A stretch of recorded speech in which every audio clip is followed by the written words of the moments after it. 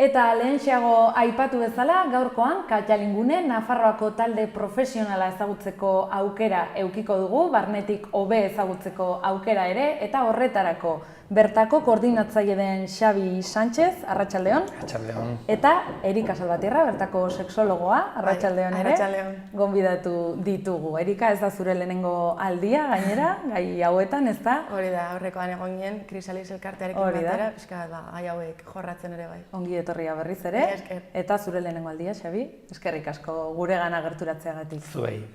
Katalingune talde profesionala dela aipatu dugu, Katalingorri elkartetik ateratzen dena. Nola da, pixkat definitu zer den Katalingune, guk pixkat hobe jakiteko? Bai, Katalingorri entitate bat da, sortua 2000 urtean, eta ibilbide, 17 urteko ibilbide bat izan du, eta horretan, entitate honetan, egin ditugu hainbat ekimen eta ezberdinak. Orduan, Katalingune sortzen da arreta profesionala emateko, arreta eta laguntza profesionala emateko. Orduan, Katalingune izango litzateke, Katalingorrin bertan sortzen den talde profesionala LGTB eta gehiago kolektiboari eta jendeari arreta emateko, arreta profesionala, laguntza, asesoramendua, kudeatzen ditugu taldeak, egiten ditugu kanpainak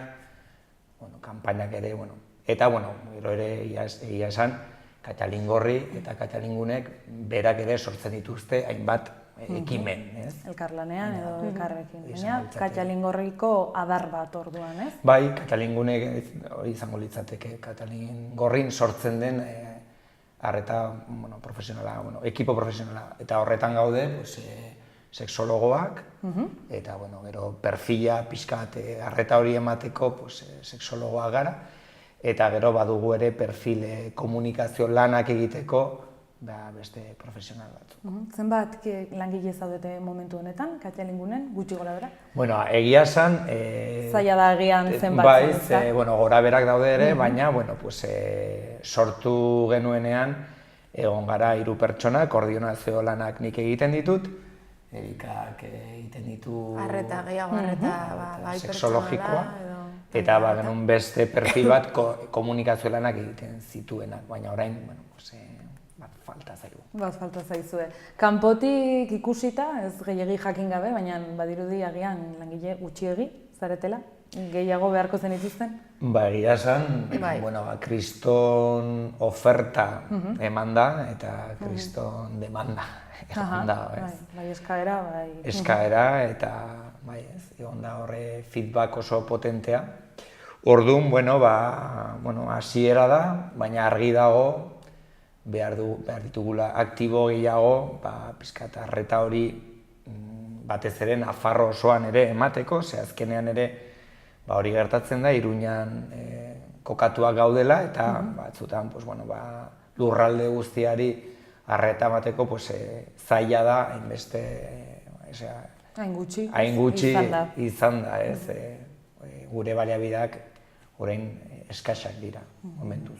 Bai, eta gainera, bazterbitzua edo arreta hau martxan jarri genuenean ez genuen espero hainbeste jende hurbilduko zenik, eta egia esan, pixka sobresaturatua gaude zentzu horretan, ez? Oso gustura gaude lanean, gero eta gauza gehiago sortzen ari dira, baina, badugu itxaron zerrenda luze bat, hilabete eta pikokoa, eta, klaro, jendea azkenean deika, imeiak bidaltzen, etortzen da, eta ezin dugu nahi genuken bezala atenditu, ez? Edo jende horrengana heldu ere bai, eta merezi duen arreta hori ematea, ez? Orduan ere, zaila da, ze, orentxe bertan Xabi eta bio gaude bakarrik, eta orduan ez gara heltzen, eta berak zioen bezala, ez? Kokagunea Iruñan dugu, eta orduan Iruña edo Iruñerriko jendearentzat erraza da, baina Tafalla, Tutera, Elizondo, ez? Badakigu Nafarroa oso handia dela, ez? Eta zaila da bai jendearentzat gure gana heltzea, bai guretzat jendearen gana heltzea, ez? Karo, badaukago ez faltesen kasu bat, eta, karo, emakumeak ditu 50 urte ezin da Iruñara etorri, orduan jetxi behar dugu guk, baina, karo, guk ere behar dugu kotxea, behar dugu edo autobusa, edo, eta, karo, zaila da, ez? Ere, mugikortasun hori bai oso murriztua dugula eta azkenean pena bat da, ze benetan ez gara nahi genukeen mundu guztiaren gana heltzen, ez? Eta egun horretan adibidez Faltsesen bazaudete, ez daudete bulegoan. Hori da, Beraz, ez? hori da. Geratzen da hor hutsune bat. Hori da. Noiz sortzen da Katxalingune eta, argi dago, hutsune bat bazegoela, ez? Alor honetan. Bueno, Katxalingune berez sortzen da prozesu baten ondorioa da. Gu Katxalingorri bera 2000 urtean hasten da, hasi zen, lan hori, profesional lan hori egiteko, baina aurreko gobernuekin ez genituen izan dialogo bat, zegoen aukera, zerbait. Horren hori, egia da sortu zen Katalingorri hori egiteko, baina eman ditugu 16 urte hauek, egon gara bolondrez moduan hori egiten, eta Katalingune sortzen da, Nafar gobernuaren aldaketarekin sortzen delako beste marko politiko bat, eta horrekin batera sortu zen beste interlokuzio mota bat, sortu zen interlokuzio bat. Bai, ez zegoen. Orduan, horrekin batera, proiektatu genuen Katalingune, Katalingorrin ere, beste ekimen batzuk ere egiteko, ez? Igual profesionaltasun horrekin ez doanak, baina egin behar direnak, ez? Erreibindikazioa eta abar. Katxalingunen zentratuz, zeintzuk dira eskaintzen dituzuen zerbitzuak? Gehien bat, arreta, ez? Azkenean LGTB kolektiboko pertsona garenok, ez? Askotan ez dugu ikusten gure burua beste zerbitzuetan edo beste lekuetan nolabait representatua edo ez dakigu nora jo arazo gure tematikarekin zer ikusia duen arazo bat dugunean, ez? Eta orduan, bai nahi dugula izatea espazio bat zeinetan etorri zaitezkeen eta kontatu zer duzun eta saiatzen gara nolabaiteko laguntza hori eskaintzen, ez? Orduan egiten duguna da hori lehenengo arreta. Eta, entzuten dugu pertsona, ez? Askotan gai hauek jorratze edo gai hauei buruz hitz egitea zaila izaten da, ez? Oraindik badakigu sozialki ere estigma asko dagoela eta azkenean horrelako gaiak hain intimoak ez jorratzea zaila da. Orduan, bai eskaintzen duguna da hori arreta bat beti ere konfidentzialtasunetik eta anonimotasunetik, ez? Azkenean, pertsona garelako eta nahi dugulako horrelakoak izan, baina badakigu gure prozesuetan ere baudela puntu zail batzuk, ez nolabait esateko. Eta orduan egiten duguna da lehenengo ematen dugu arreta. Orduan biltzen gara edo Xabidoni pertsonarekin eta kontatzen dugu zein den egoera, zein den bere bizipena edo dena delakoa. Eta gero, saiatzen gara, sexologia arlotik zerbait jorratu baldin bada, gehien bat nirekin, egiten ditugu saioak edo dena delakoa. Eta gero ere, deribazioak ere egiten ditugu, noski, badugu asesoria juridiko bat ere, gazte arloarekin ere zerikusia duen beste hainbat gauzetara. Eta gero ere... Beharrei ikusita, ez? Hori da, azkenean bakoitzak behar desberdinak dituelako, ez? Gero materiala badugu ere, badugu liburutegi txiki bat, eta gero ere egiten duguna da talde arreta, ez? Azkenean uste dugulako egoera berdinea jasaten dugun pertsonok edo egoera berdinean edo antzekoan, ez? Azkenean berdina ez da, baina antzeko patroiak ditugunok, ez? Elkarrekin egotea eta asko laguntzen digula, nolabait ahalduntzen gaituela, ez? Eta elkarri laguntzea ere oso positiboa suertatzen delako. Orduan, egun bat ditugu bi hiru talde, ze ideia asko ditugu eta proposamen asko, baina esan bezala bi gaude bakarrik, Nafarroa guztiarentzat eta ez dugu ere fisikoki ez dugu aukera gehiago, ez? Eta badugu trans talde bat, pertsona helduena, gazteena martxan jarri nahi dugu orain, gehien bat igual ere krisalisen aur gaztetxoenekin, ez? Egia, karo, 16-17 urtekoakoa daude, orduan ere beste behar batzuk dituzte, ez? Txikiak batzuk eta hori da, nerabek badituzte beste batzuk, ez? Azkenean bizitzaren prozesuak horrelakoak direlako. Eta gero badugu ere gay eta lesbiana gazteen talde bat ere, eta honetan gero eta jende gehiago biltzen ari da, hasi ginen 6-7 pertsona eta horrekoan 23 gazte bildu ginen, orduan, hau gero eta handiagoa bihurtzen ari da, ez? Gero gehi talde bat ere martxan jarri nahi dugu, 30-40 urteko gizonena, gero adibidez Krisalis dagoen bezala sortu nahi dugu ere, badugu eskaria guraso, gehi eta lesbianen gurasoen elkarte bat ere, baditugu hori Bizpahiru amatxo eta aitatxo bildu nahi dutenak, eta azkenean haien egoera ere, ulertu behar dugula, eta beharrezkoa dela ere biltzea eta haien artean egotea. Familiak, azkenean puntu oso garrantzitsua. Aipatu duzu arretarena, oso garrantzitsua, zure toki bat eukitzea, adierazteko eta sentimenduak ere hor jartzeko, eta ahalduntzearena. Oso modan azkenaldian dagoen hitza, baina kostatu zaiona, modan jartzea. Benetan garrantzitsua delako. Fisikoki aipatu duzue ze helbidetan zaudete? Norbaitek jakin nahi badu? Bai, gaude Abejeras kalean, Iruñan, Iturrama Osondoan, 41. zenbakian, eta ofizina zentro bat denez, 22. ofizinan. Eta Katxalingorri jartzen du atean. Weborria ere baduzu? Weborria badugu, bai, katxalingunea bildua katxalingune.com, e-maila ere badugu, weborria da katxalingune.com, eta zer gehiago gero telefonoa ere badugu, baina webgunean aurkitu dezakezue. Eta bai, hots egiteko edo WhatsAppetik hitz egiteko ere egia da, gero eta badakigu ere gure harremanak aldatzen ari direla, eta sare sozialek ere beste harreman mota bat sustatzen dutela, eta egia da WhatsApp bidez arreta pila bat egiten ari garela, azkenean esandako Nafarroa guztiaren gana heltzen garelako, eta gero ere batzutan beldurrek edo badutelako muga bat, muga fisikoa, orduan gehien bat jende gaztea ere askotan WhatsAppetik edo aholkua eskatzen du, edo kontatzen dizkigu garen gauzak, eta hortik ere asko ibiltzen gara. Hasieran aurpegia ematearen beldur hori, ez da? Bai, batzutan kostatzen da, aukera hori badago ere. Zer da Katxalingunen dagoen elkar laguntza taldea, ELT? Hori, kontatu duguna, azkenean biltzen garela egoera berdinean edantzekoan, hori da, bai, azkenean, bada filosofia bat, zuk azaldu dezakezu hobeto. Bai, hau taldeak sortu ziren, ez dakiz zean markadan, baina, pues igual 60 markadan, 70 markadan, pues hori osasun zerbitzuak ematen ez zuten beste formato bat, beste ikuspegi bat, ikuspegi bai, jendea berak, beraien bizipenekin laguntzen ziren elkar kontatzen beraien esperientziak, eta egin dute hainbat erakunde eta Alkoholikos Anonimos edo beste batzuk, eta dator elkar laguntza, arazo berdina edo bizipen parekoak eta jendeak elkarri laguntza ematea. Talde honetan parte hartzeko, zer egin beharko genuke? Deitzea? Bai.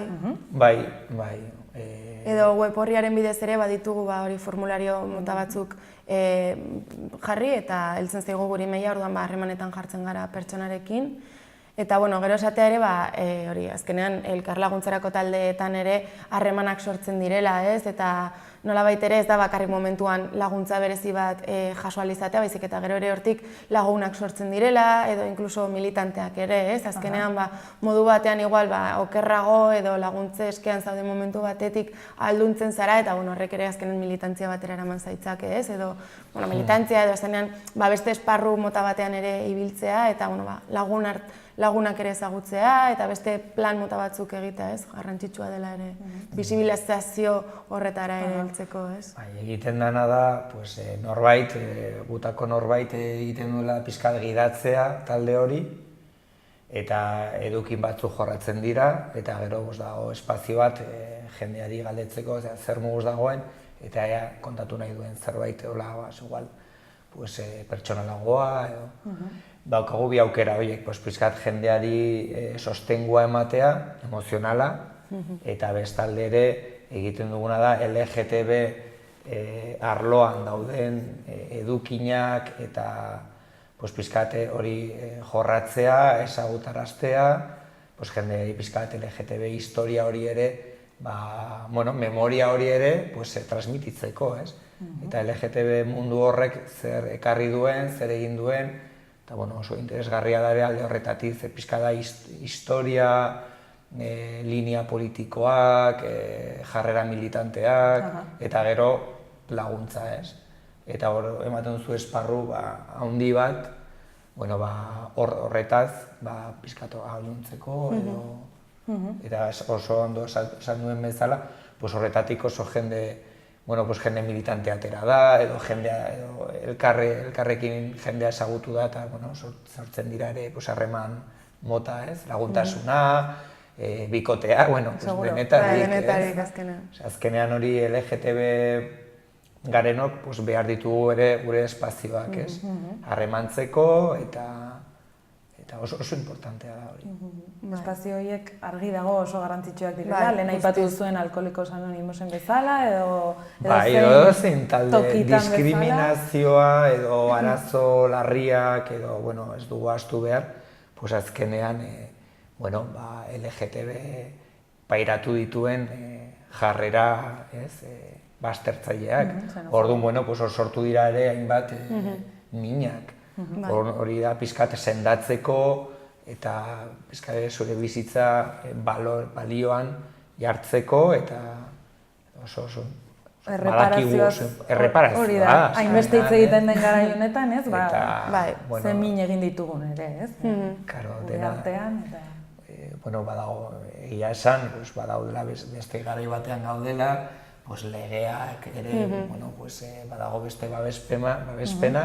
Instituzionalagoa, ez, igual. Baina sozial mailan eta min hori ere, hor dago.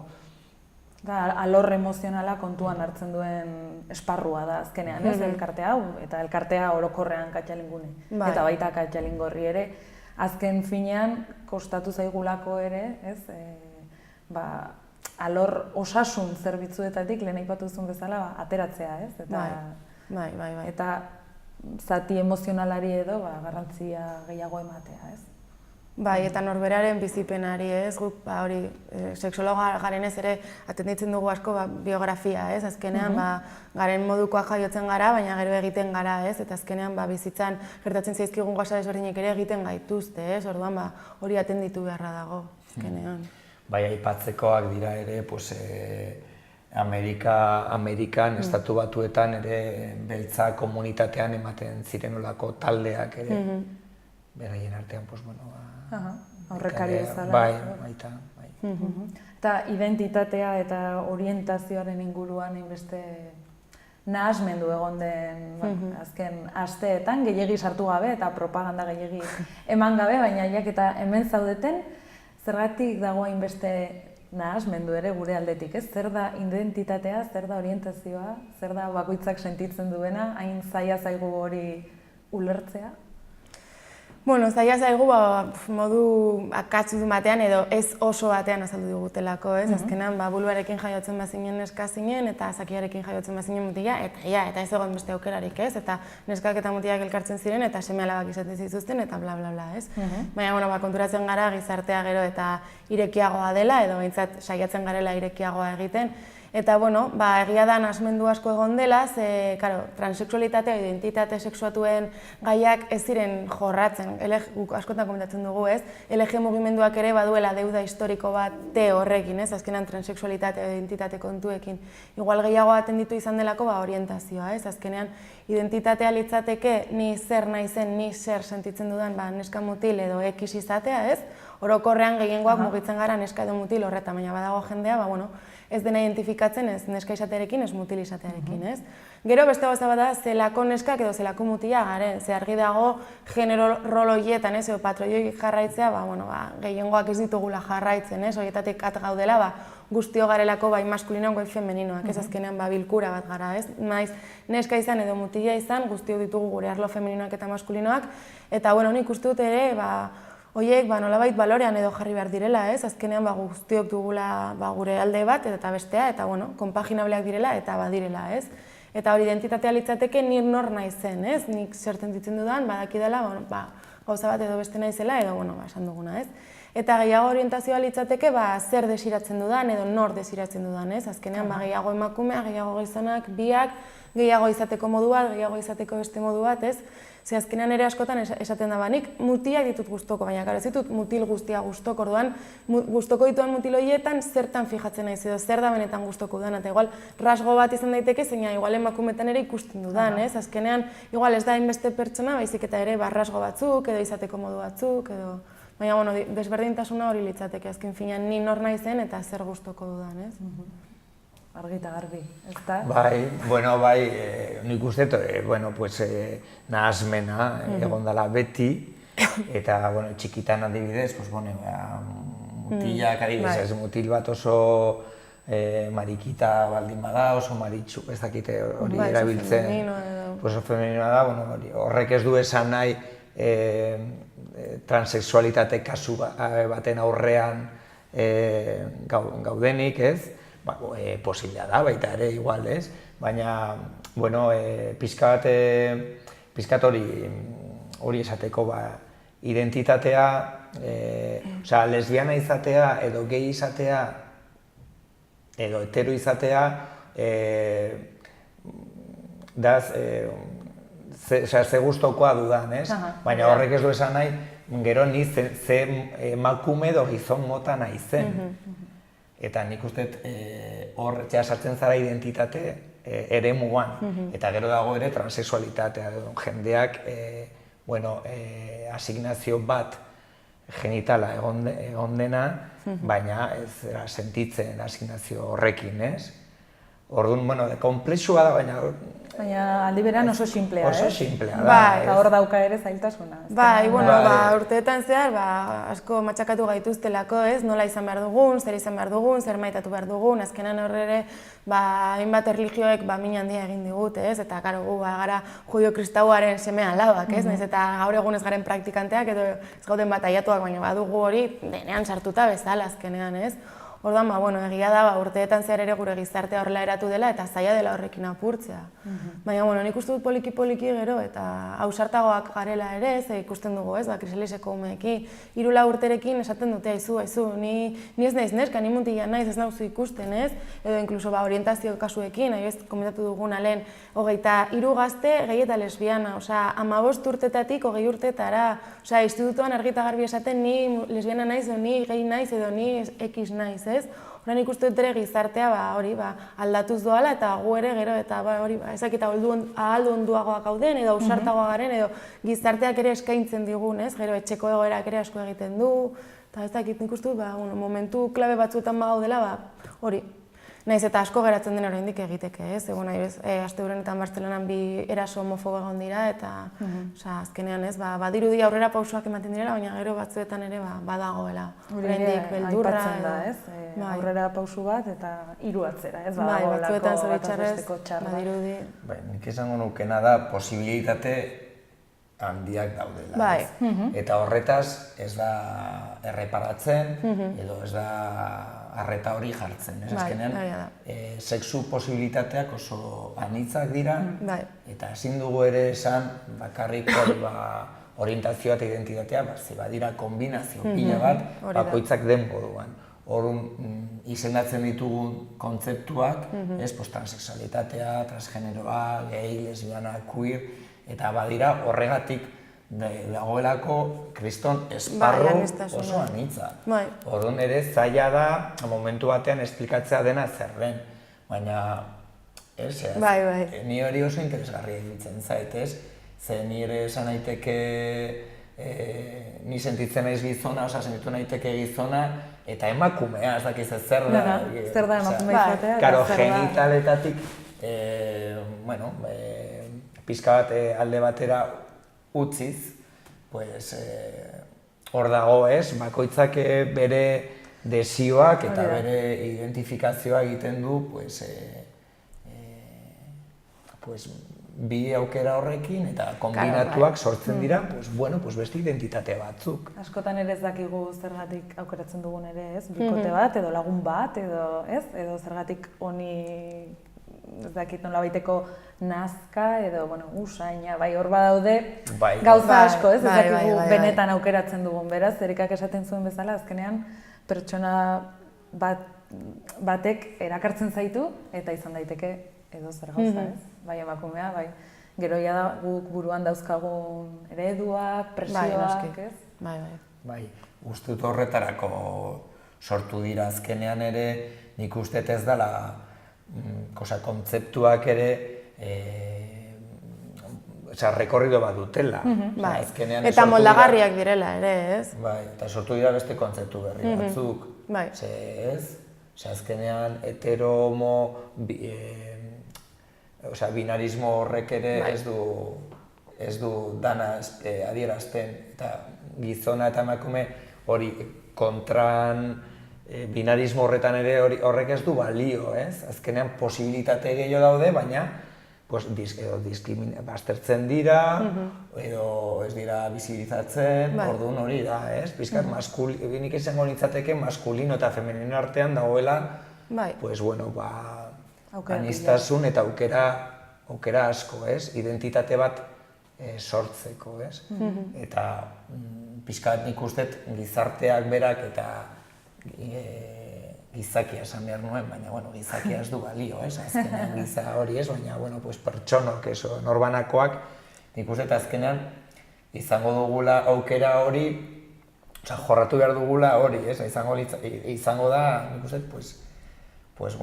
paradigma berri bat, politagoa, eta... Bai, azkenean aniztasunetik abiatzen dena, ez? Askatasun hori, eta nik uste potentzial gehiago sortuko dala ere, ze azkenean bazterkeriak eta murrizpenak azkenean egiten duena da jendeak desbaliotu edo orduan, eta nik uste oso aukera polita izango da hau jorratzea eta hortagoaz, eta benetan izango da polita eta bai, nik uste momentu historiko batzuk. Hori da, ez, oso garela. importantea da egiten ari duguna. Bai, guztiz. Azkenean da pizkatan kasgora jartzea Nor garen, zer garen, nolakoak, sinismenak, hori da, binarismoa. Eta represio sistema bat, Eta azkenean zertarako etorri gara mundura. Garatzeko, gure potentziala, garatzeko eta zoriontsuak izateko, ez? Edo saiatzen izateko behintzat. Polikigoaz, baina zuek jartzen duzue hor zuen azitxoa, ez? Saiatzen gara pixka bat. Ostegunean komentatu didazue prentsaurreko bat duzuela, Golemetan, zeren ingurukoa eta zer ekarriko du prentsaurreko horrek? Bueno, gu ari gara gauzak mugitzen eta nahi ditu gauza pila bat egin. Eta, 16an, zinegoak, Bilbon egiten den zinemaldi internazionala, LGTB zinemaldi, egingo duguna da, ekartzea luzapen bat, Nafarrora, Iruña eta Tuterara. Eta, hori 16an aurkeztuko dugu, eta gure spota ere, Katalingune, spot bat egin dugu, eta egin dugu aurkezpen txiki bat ere, egin ditugu Katalinguneren aurkezpenak, baina horrekin pixka bat indartzeko, eta orduan, datorren astean, pasatuko dira 21an eta 23an, pasatuko da Golemen, dokumental bat 21an, eta 23an laburmetrai batzuk, eta hori pixka eta saltzeko. Golem aretoan, zeinetan? Baionan, Golem Baionan, arratsaldeko 8:00etan, hori da, eta hori da informazioa bilatu eta hori da 21an pasatuko dugu dokumental bat, Transit Habana, transexualitatea Kuban, historia bat. Beste ikuspegi bat ere, ez? Igual desberdina dugunarekin. Eta 23an laburmetrai batzuk pasatuko dira. Proiekzio horiek eta gero, nolabaiteko mailinguru hitzalditxo zeo zer egongo da? Ez dugu da nahi itxi, baina bai. Bai, nik uste du baiet, saiatuko gara ere, igual, zinegoakeko hori nagusia. Zuzenari bai etorriko dela, 21an aurkezpena egiteko. Hori da.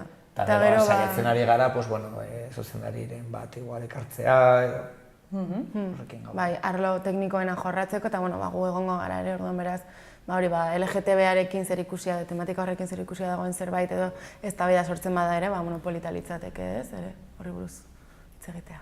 Oso ongi, Xabi eta Erika, mila esker gurekin egoteagatik, eskertzen da bai gaur hemen egotea eta egiten duzuen lan guztia. Espero dugu hurrengoan bi langile baino gehiago izatea, orkatean ingulen, eta beste bat arte. Mila esker. Eskerrik asko.